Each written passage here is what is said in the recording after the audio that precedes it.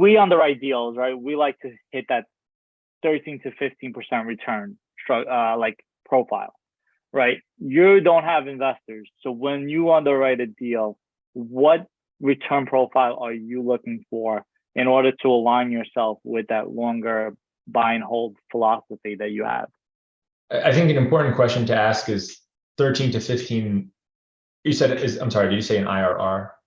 Yeah, let's say 13 to 15% IRR annual return. Okay. So because to get in a calculation for an IRR, you have to have an exit. You have to have some sort of recap event. Because I'm so long term, if I'm just doing this personally, I won't put it in. I'll be looking at basically cash on cash, and I'm focusing on around year 5. So it's a little bit different than when you're from being an LP. But I typically want to see, well, it market rate, man, it changes. Right now, the market, I had to accept stuff at like 10% by year 3, cash on cash. But I thought it was a wonderful property. I'd say that there's this Warren Buffett quote. I try to align myself with his way of looking at things. But he said, don't try to pay a wonderful price for a fair mobile home park. Yeah. Try to pay a fair price for a wonderful mobile home park. But right now, Yeah. a fair price is really high.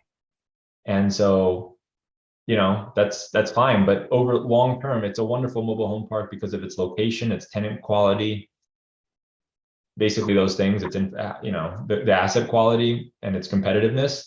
And that is going to, it's a simple approach. I think you get much more granular, but I kind of have this simplistic approach. But long term, that's just going to pay greater returns, both that are showing up on the P&L, but I think also management and stability wise, which I think any income you get, you have to qualify it by what's the peace of mind that's attached to it. Is this something you don't know if it's coming or going, and you have headaches and there's lawsuits?